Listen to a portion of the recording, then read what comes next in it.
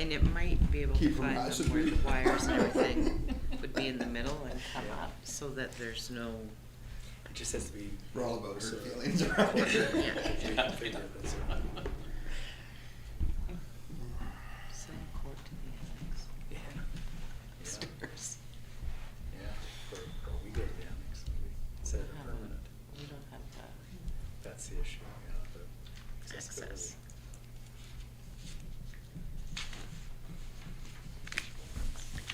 Could be in the library. Yeah, you got it, it's pretty small, but just. I think I already did. So is this area. Yeah, it's really. Oh, yeah, we got the other one to adopt too. What's that? The adoption. Oh, really? The big amendment.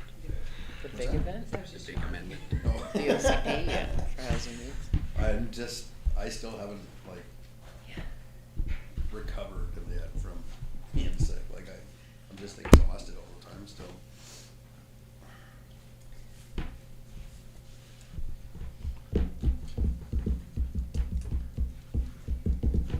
That's how I feel. That shot of espresso that I had hours ago is still affecting That's me. why I just had that. I'm like, I wake up and I'm sitting there listening to that talk, and I'm like, oh, I'm gonna fall asleep.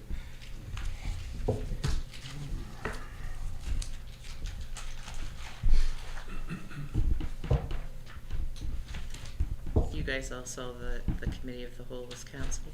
Yeah. Yes, that's good. I couldn't make it anyway. It was on the day I was working, so. Nope. And on the 18th, sorry. Call the meeting to order. I want to acknowledge the Similkameen Valley on which we learn, work, and organize is the ancestral, traditional, and unceded territory of the Similkameen people and home of the Upper Similkameen Indian Band. We have one amendment to the agenda, and that will be moving the adjournment to 14, and we will add number 13, which will be a 90.1 E and G for reasonings. And with that, can I get a motion to adopt the agenda? Thank you. Councilor McLean, Councilor Willis, all in favor? Carried. Adoption of the January 21st regular meeting and council meeting. So moved, Mr. Mayor. Thank you. Second. Elliott, Gould, errors or omissions, all in favor? Carried. Petitions and delegations, we have two today. The first one is gonna be Danielle. She's here from the ORL to give us her annual, what's up? Yeah, the annual what's up. Is the microphone on? Yep. Okay, and you can hear me okay? All right. Welcome everyone. Thank you, Mayor and Council, for making time for me. I think most of you know who I am, but I am Danielle Hubbard, the CEO of the Okanagan Regional Library. Oh, yes. Okay, there's my identity up on the screen. So I was here last year and the year before. I try to get out to each of our communities once a year to speak with Council. It's really just by way of update on what's happening at the library. I attach a loose theme to my presentation to give me justification for why I'm including what information I'm including, but it's really just to keep the awareness alive of what we're doing so that you as council can ask me questions, tell me what you like or don't understand about the library. So again, Okanagan Regional Library is one of the biggest library systems in BC, so we're an interesting mix of urban and rural. So we have branches in Vernon and Kelowna, but also, of course, through the Okanagan Similkameen and all the way up into the Columbia Shuswap area. So today's rough theme of presentation is the economic contributions of the library. So I just want to make clear this presentation is not asking council for anything that you're not already giving us. You're already investing in a library service, and I am so appreciative of that. So this is what we're doing to support the community. Okay, so number one, I believe there's a lot of economic value in being part of a regional system. Consolidation of resources means that the folks here in Princeton have access to a collection of over 700,000 books that travel up and down our region. So that's a great use of taxpayers' dollars. It's more than what we could house in any one of our locations. So on the screen there, it's just an image of our headquarters in Kelowna, where all of our collection comes in and is received and gets shipped out and distributed between our branches. So job and career support is an area that, sorry, I'm distracted by the strange movement of the screen. I'll try not to look at that screen. I'm done. Like, Yeah. okay. Okay, good. Whew. So resume and job search support is something that happens at all of our branches. So people who are looking for work very often come to public libraries to access our internet stations or our Wi-Fi.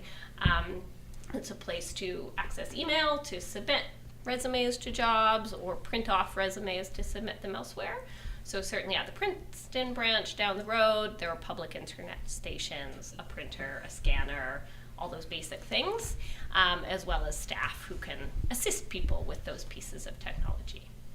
And speaking of staff, I should say, every other year that I've come out, I have brought Katie Fry, your community librarian, with me. And this year I made the bold and perhaps rash decision to do council presentations solo because some of the community librarians love speaking to council and some don't.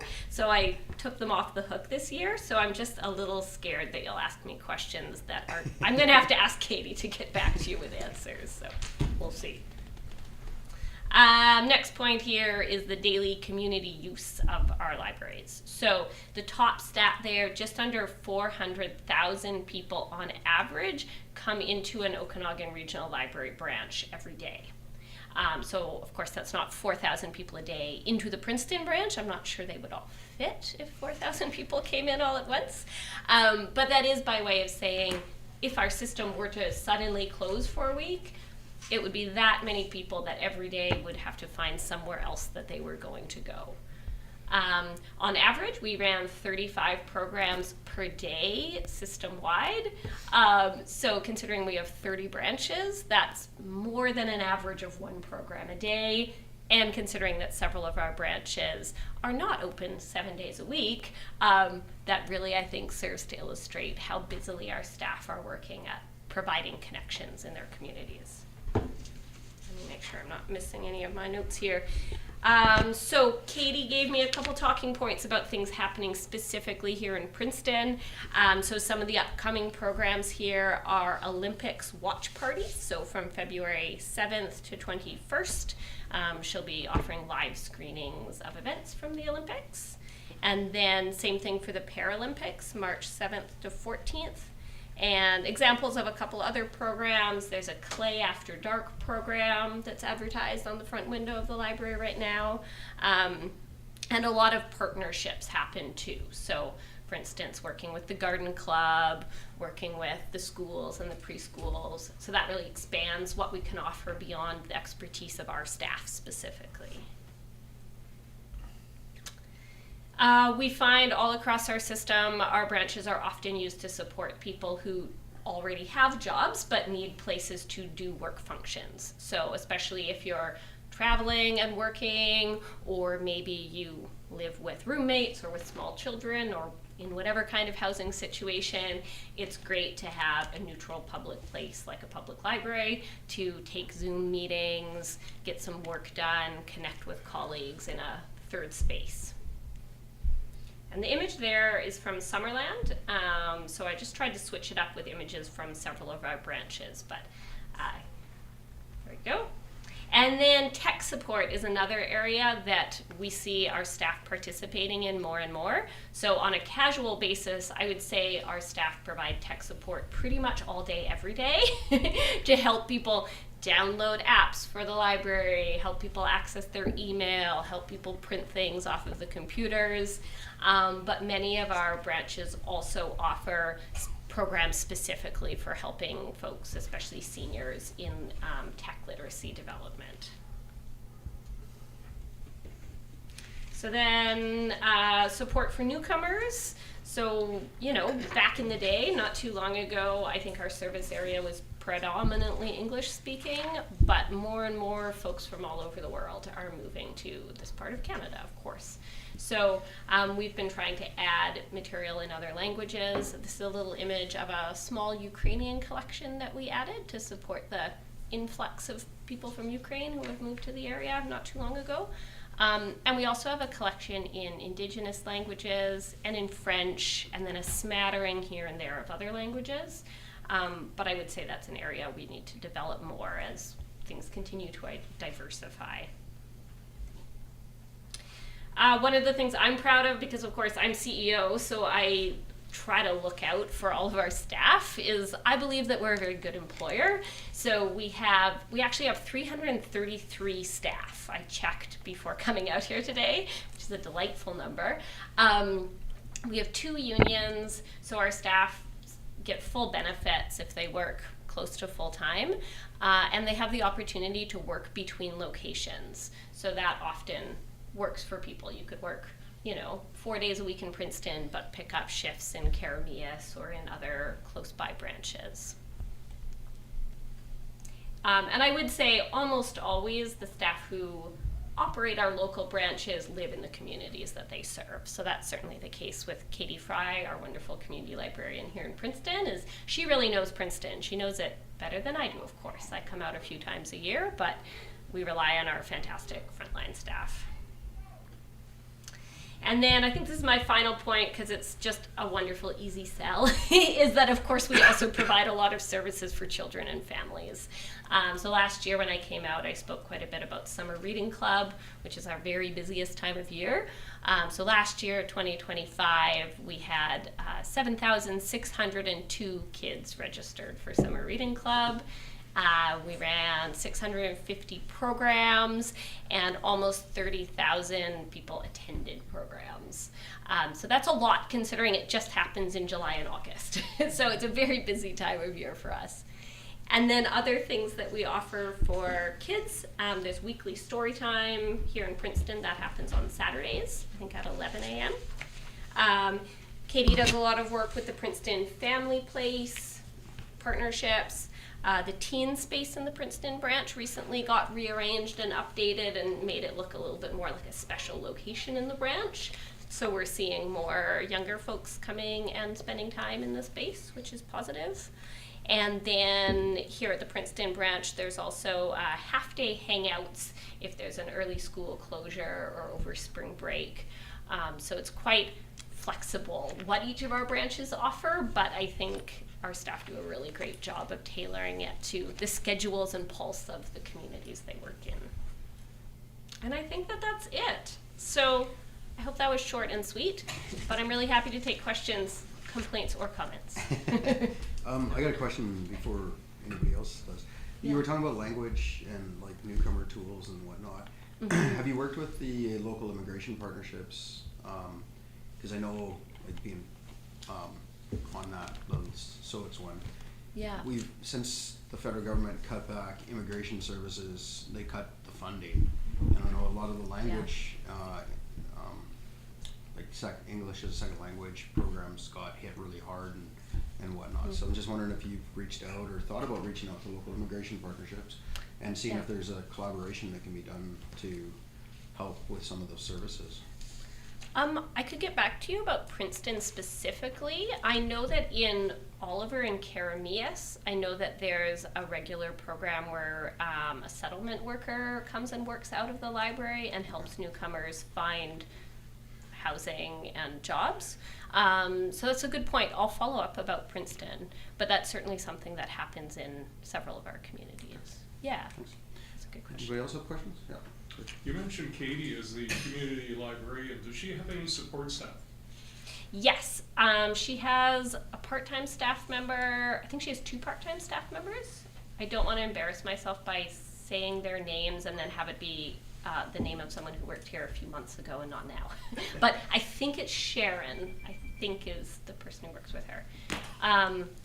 Councillor Elliott is on our board. So he and I were talking just before this meeting that one of the challenges we face is in our more rural locations, which I would say Princeton is one of them. Then staff sometimes work by themselves, which can be challenging. So that's something that I as CEO am concerned about, and I think our board is aware of too, is like being mindful of what supports we have and can we have more supports for staff when they work by themselves. Yeah. Wondering about, do we have any stats in terms of, reading numbers in terms of, it just seems like today with all the various forms of communication and everything else that people maybe aren't reading as much? Is that reflected in the numbers?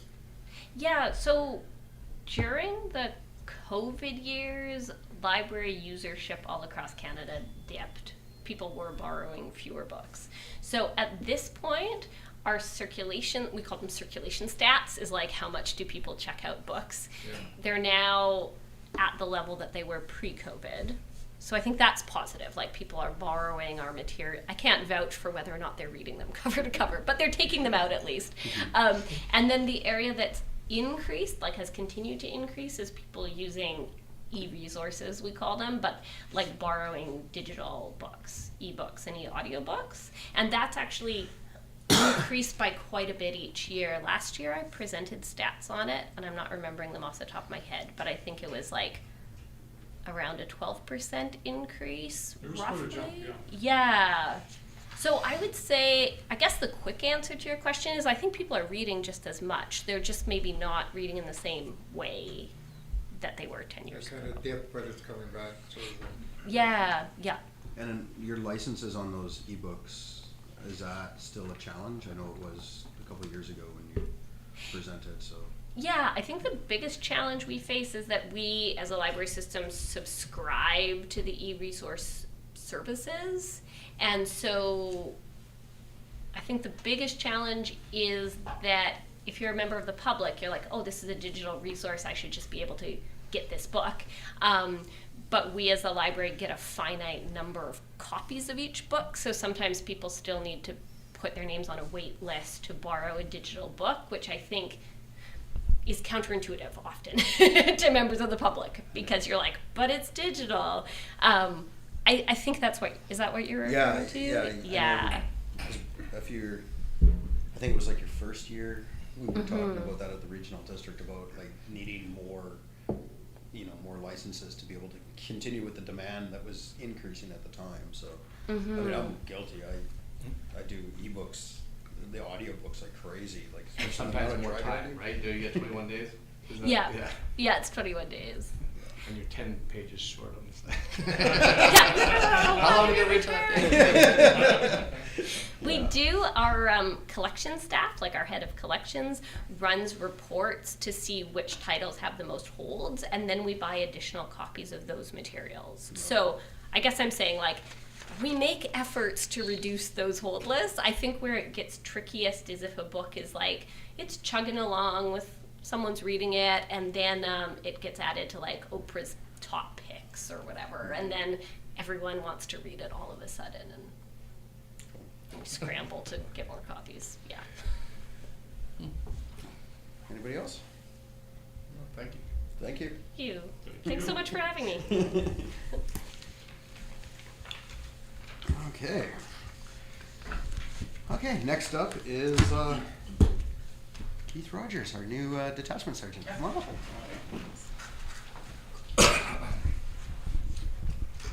Some of you may remember Sergeant Rogers. Thanks for having me, Mayor and Council. Yes, there's probably 50% of the faces are familiar to me, some more than others. Yeah, so my start date was January 19th, so today would be my third week. So I'm still very much in the learning curve of the detachment and the community. A little bit about myself. So I'm in my 19th year of policing. My first 7 years I was deployed in Langley, so I did 3 years of general duty.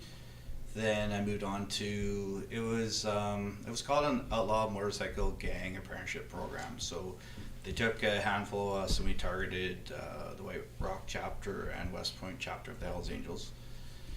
From there, I left there after 7 years to a unit called CFSU, which is essentially the provincial gang unit.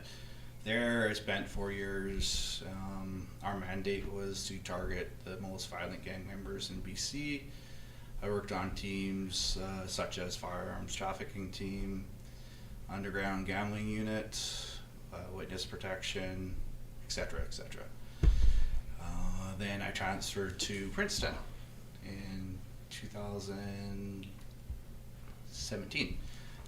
I spent 4 years here.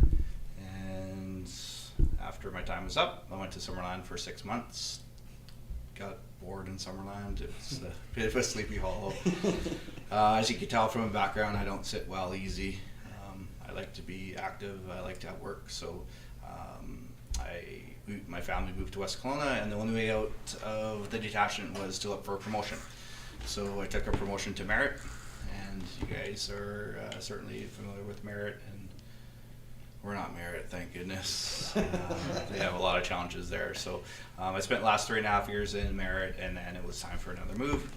And I was actually transferred to Lake Country, but I went home, I did the commute, came back, and realized I'm still doing a half an hour to 45-minute commute. So I looked at the job board, and Princeton was up for a promotion for the detachment commander. So detachment commander it's a new role for me. I'm learning. It's a comfortable role, but there's a whole lot of other things that come along with it that are going to be challenges for me. My sort of, I guess it would be short-term vision is to restore Princeton to the way it was in 2021, which I'm sure that I'm confident most of you were here in 2021. I feel in 2021 it was a great community. I think as policing we did a really good job here, and I'd have to confirm with the stats, but I think the stats were pretty good in 2021 under Sergeant Rob Hughes' command. Yeah, so right now I'm not too sure how much you want to know, maybe question and answers, but I'll tell you. The challenge is right now I'm sitting at about 65% staffing level, so that's a fix, and we're trying to catch that up. So it's a short-term challenge. Everyone's tired, and everyone's doing double the amount of work, so we're gonna work through it. We have some plans in place that's gonna change shortly, but that's kind of my number one thing is I need to get my staffing levels up. So, I do tough questions too, so. Sergeant Rogers and I did meet on, was it Monday?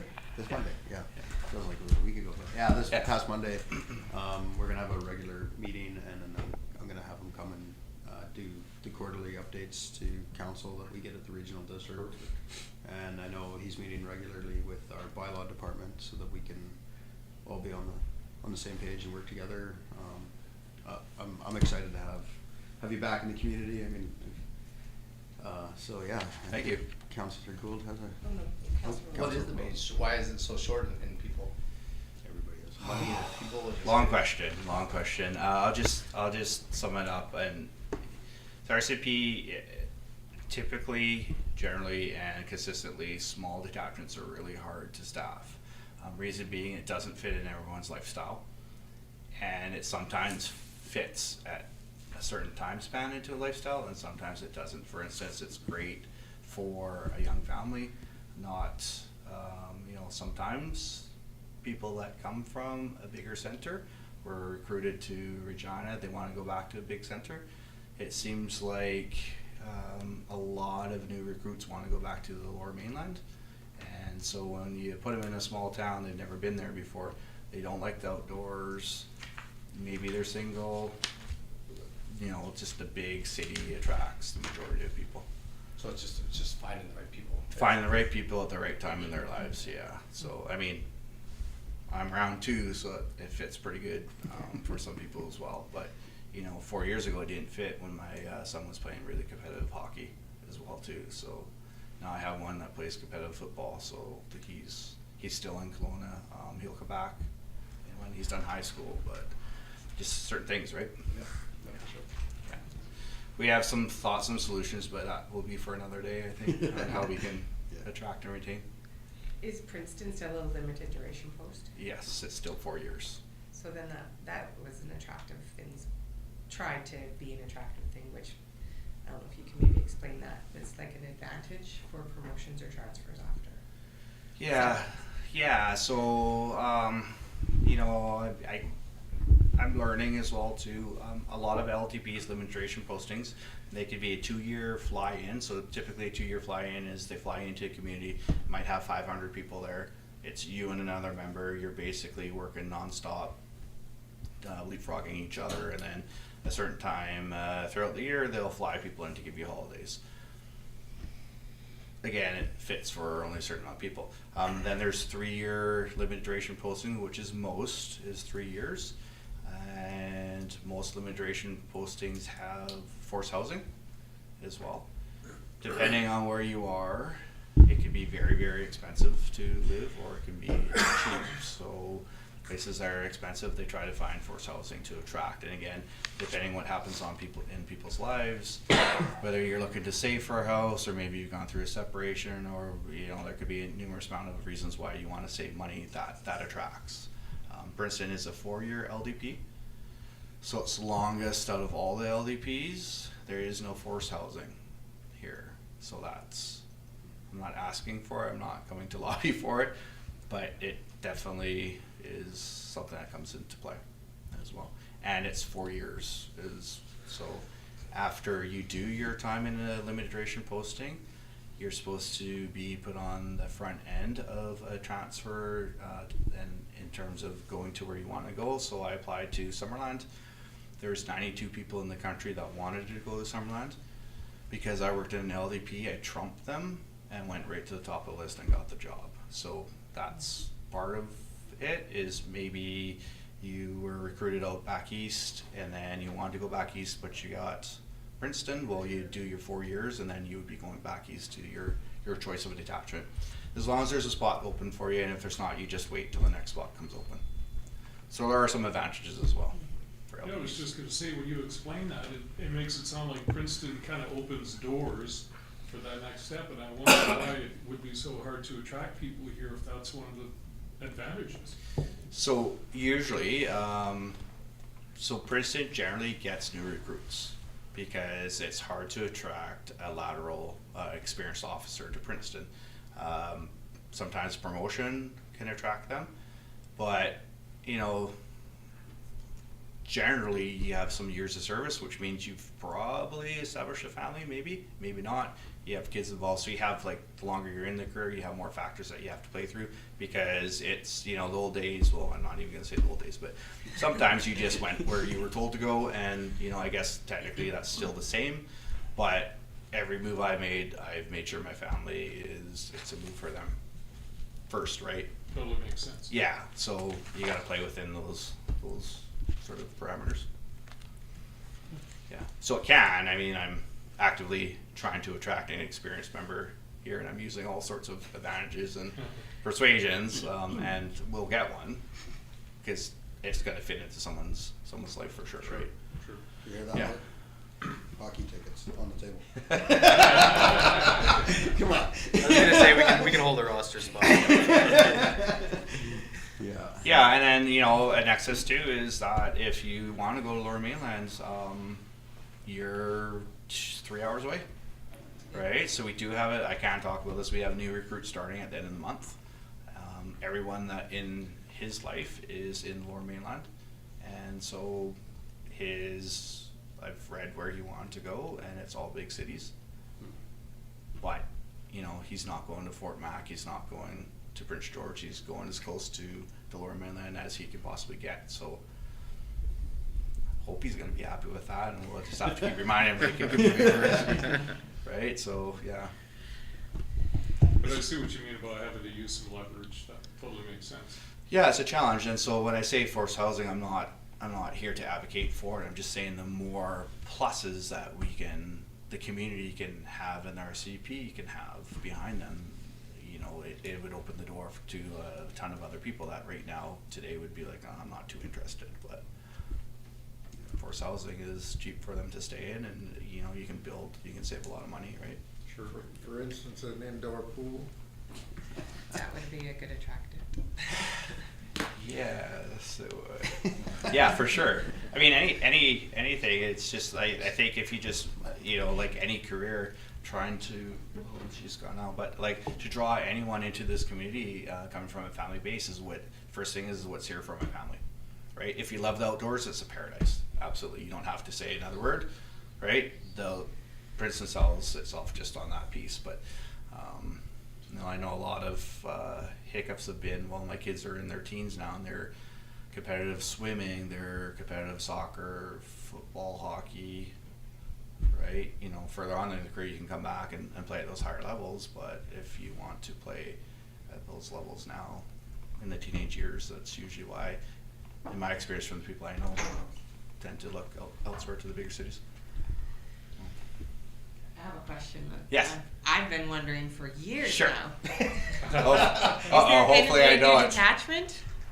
When is the new detachment, or Oh. is there? Yes, any new detachment? so I have heard, and from some pretty good sources, that 2 years. Excellent. 2 So years. the contract has been given out, the Okay. RFP was out, and it's been awarded to,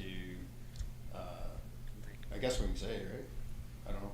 I It's don't been know. awarded, the company that it is awarded to, I will say, has a really good reputation, and, They're gonna start in April. I just know I got an email the other day saying we've awarded the contract, Yeah. so. Yeah. And they told me, That'd be I nice. just don't know if it's embargoed or not, so, but I Yeah. do know it's been awarded. It was all public, public bidding system and everything, so. Yeah, I've been, again, like you guys have probably heard, I've been getting insurances from some pretty safe places that they're turning dirt in the spring. And I said, well, that's what they said when I left. And then I was met with, oh no, it's happening for sure. I remember sitting with Rob going over, what's this building Yeah, gonna look like the like? blueprints And was- yeah. then it's just like, nothing, right? So, Yeah. yeah. So yes, so that will be. We have a lot of struggles with the older detachment, internet speed, all that type of stuff. Just like, yeah. So it'll be nice to see it. Yeah. For sure. Yeah, and it's really crowded in there. Really crowded in there. Yeah. Yeah. So, especially if you want to attract people too, that Yeah. might be another thing. Yeah. Maybe like I said, every little thing matters to somebody out there, right? Well, congratulations on your promotion. Thank you. Very happy Yeah. to have you back. Yeah. Yeah, I want to hear from you guys what you guys want to see, and we'll be meeting and trying to work through all that stuff to get Yeah. to. We will Yes. definitely be getting together more often. Yeah. Yeah. So, I any. think one of the things you mentioned in terms of amenities, in order to attract people, we're facing the same thing for the mine who's expanding, we're facing the same thing for Gorman's now, we're facing, the pot plant and everything else. Everybody is trying to attract people here, and when they come here, the more we can offer in terms of amenities. And that's, I think, what this council has been working really hard to try and accomplish, but, it's a slow process, but we are trying to do everything we can to move in that direction. Yeah.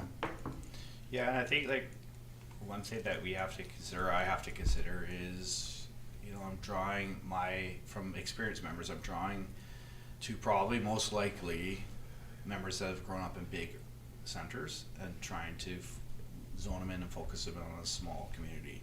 And so the first questions is what is there for me and my family there? Yeah, So, exactly. and I'm sure that that's the same thing as you guys struggle with as well too, right? The downtown looks beautiful. It's a lot different than 2021. So I've raved about that to friends, and I've heard comments of people that have come through. I've had some experienced members come through to check out the town already. So, and that's the first thing they said as well. It's a cute little town. So that helps, right? Your main streets, the beautification that you can do with it really helps and attracts. It just sucks we keep, going after the same goal, right? This pool or rec center or whatever, and the more we get turned down, the more money it costs. Yeah. And it's like we're always chasing this never-ending increasing cost and whatnot. So I mean, what have we tried now? 3 times? 3 times now to get a pool in our groups. It's not like, yeah. And just even the development piece of it too is the rent's so high here because they know it's all about, as you guys are aware, all about supply and demand. So people they start asking around, and I just heard recently some people are renting their bedrooms out for $1,200 a month just for a single bedroom. So Yeah, hopefully we'll see some changes in the new year or as the year goes on with the construction levels. yeah, I'm hoping everything's kind of all in place now. Yeah, are there any more questions for me? Okay, Welcome back. thank you. Thanks. Yeah, so I'll leave this with you guys. Don't assume I know something. Don't assume the members know something. So if there's something that's popping up, come and talk to me at the attachment, go through. I don't know what channels you have in place. Door's always open for anyone really, but you know, there's probably not a lot of challenges out there that, you know, if I don't know how to work through them, we could find someone that does know how to work through them. So, Perfect. right. Thank you. Okay. See you soon. Okay. Thank you. Okay, we'll move on to staff reports. 6.1, public hearing report on the official community plan. You guys want to talk about it, or do you want us to vote on it? It's a report on the public hearing we held on January 21st. The meeting lasted 3 minutes. We had one member from the public and nobody spoke. And I'm asking council to receive and file the report. So moved. Thank you. Councilor Gould. So seconded. Councilor Elliott. All in favor? Carried. 6.2, James. Thank you, Mr. Mayor. So, this is simply, asking for a resolution to forward the, municipal borrowing, bylaw that got approved through the AAP process in the summer. We need the regional district to actually, do a resolution to the MFA to approve the, financing portion, which is the last portion of the fire hall. The fire hall is now complete. Under provincial law, it's regional districts that borrow long-term debentures, so it has to go through a regional district. So we'll ask them to apply for the spring borrowing portion and hopefully have the money shortly thereafter. So I'm asking council to approve the resolution and I'm open to any questions. Questions? Motion? So moved. Thank you. Second by Moved Mr. Mayor. Councilor Gould, second by Councilor Willis. Any questions? All in favor? Carried. Thank you. Takes us down to staff or council reports. I'm going to start with Councilor Elliott. Not a lot to report, just a couple meetings, the Two Rivers Event Society and Princeton Museum Society, and been doing some work on the side with the Gristmill Operations Society, getting things ready for opening this year and some changes that are coming, and that's about all I've got. Okay. Councilor McLean. Nothing to report. Thank you. Councilor Willis. No meetings. Councilor Gould. Nothing to report. Okay. Just trying to think of where I was here. So, 26, I attended a BC Rural Center meeting. And then on the 28th, with Climate Caucus, I met with the Federal Minister of Environment, and where we're continue to ask for funding for emergency disaster recovery, disaster prevention, et cetera, et cetera. And then yesterday, I attended a House of Commons Standing Committee for Environment as a witness on extreme weather events in and whatnot. So I got to do a 5-minute speech and then answer questions of the panel of the members of Parliament as they came up. So yeah, again, just asking for some sort of funding for communities to recover as we try to move forward and continue to ask for a dedicated funding source for communities just trying to get back on their feet outside of the DFAA and the DMAP, which we don't know if DMAP is going to be funded again. So a dedicated one to get those communities back up and running before they have to compete like in a program like DMAP, which is everybody, not just those that have been impacted by climate events. And we're also asking for, and I say we, I mean like most of the country, including insurance companies, the Canadian Real Estate Board, they're asking for a dedicated insurance program backed by the government for flood and whatnot. And I think it needs to be more than just floods. It needs to be all weather related events, because we are now being told by people up in the Thompson-Nicola area that they are being denied outright for fire insurance because of the risk of wildfire.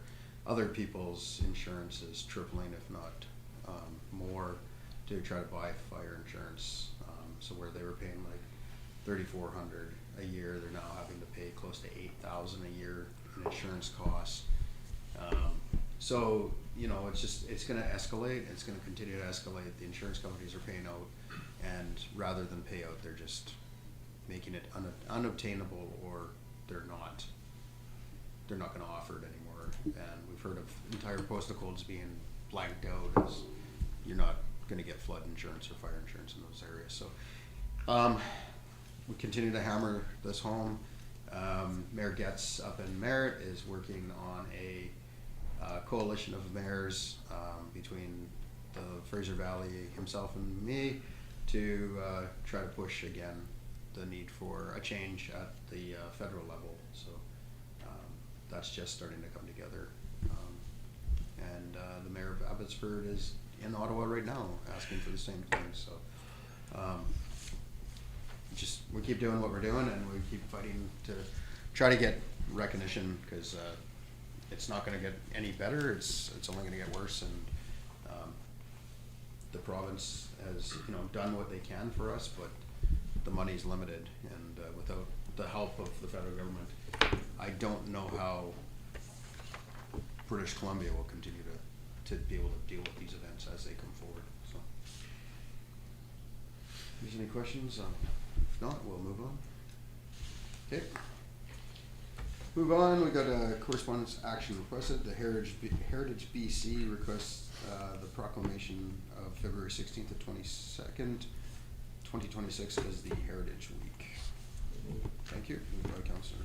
So seconded. Yep. McLean, Elliott, all in favor? Carried. Thank you.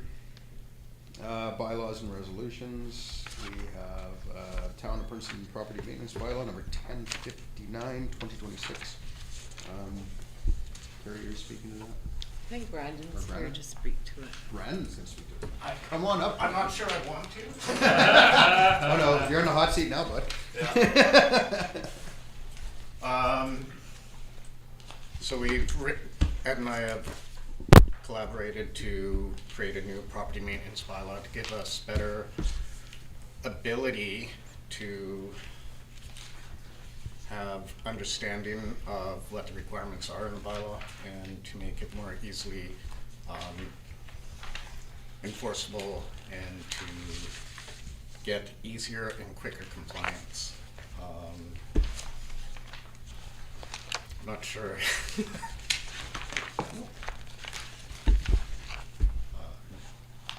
I'm sure I would imagine everybody's read it, so if you have questions, it's probably going to be the best thing that I can do, is try and answer anything that you may have concerns or queries about.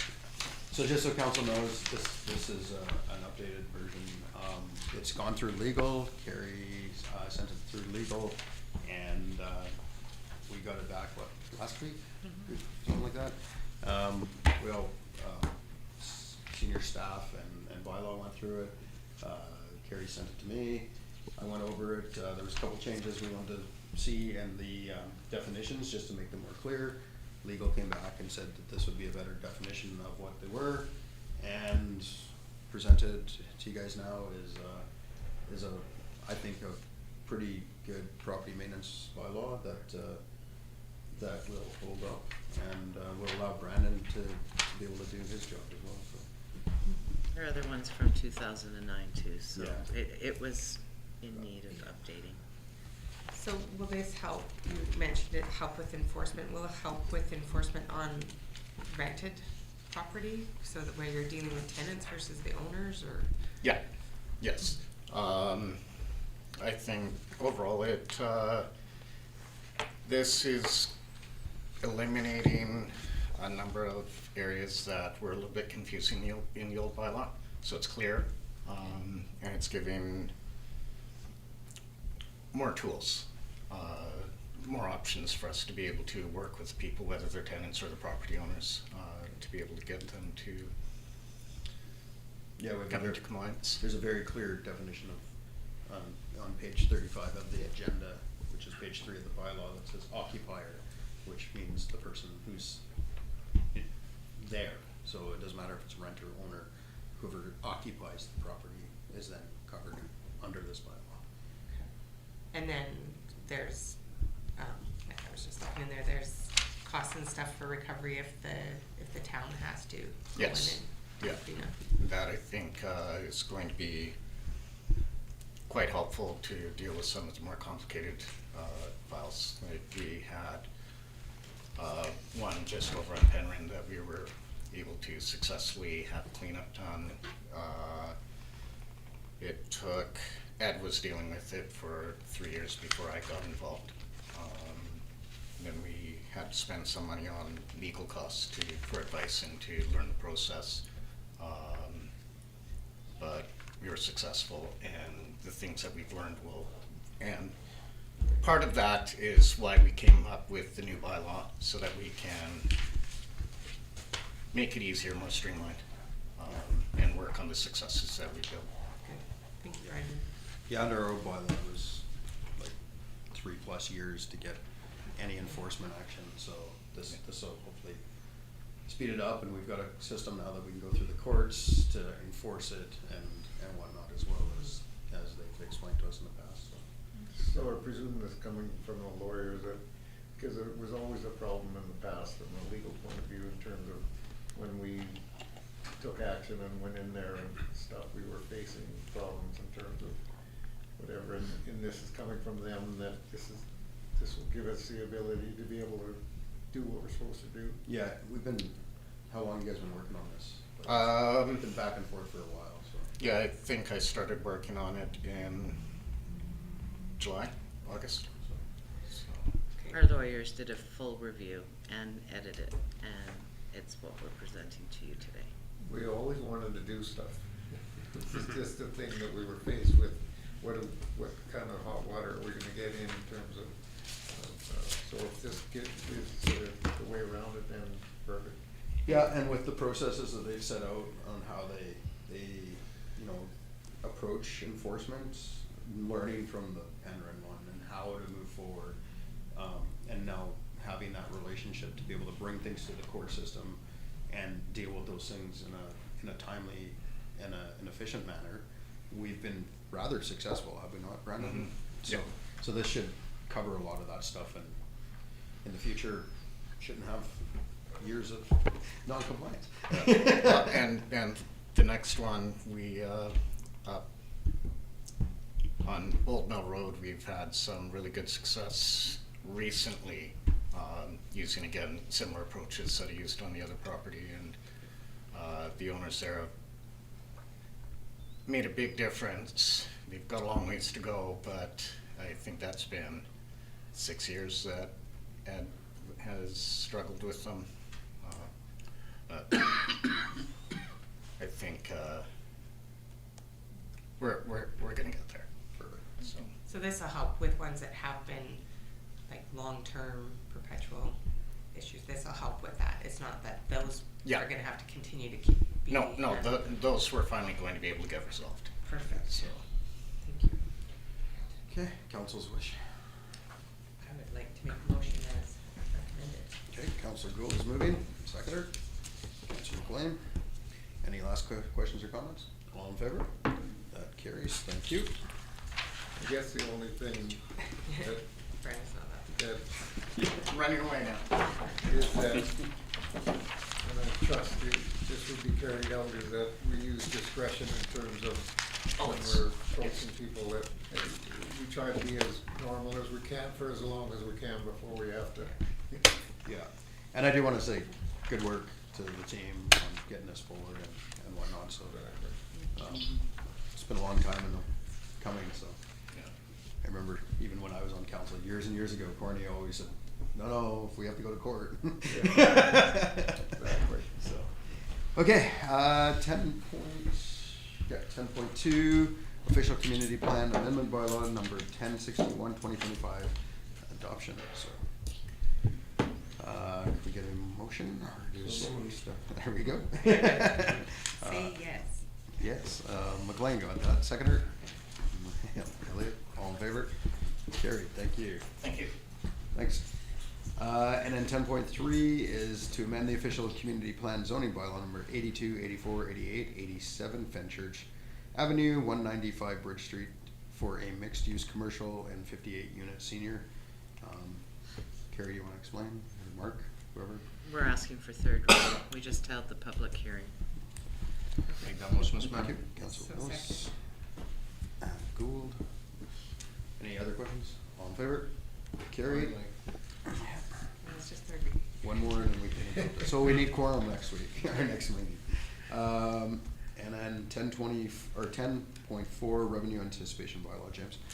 Yeah, thanks, Mr. Mayor. So we update the bylaw every year as per the community charter, just with our expected tax roll and to advance dates from 25 to 26. So I ask council to do the 3 readings as presented. Thank you. Thank you.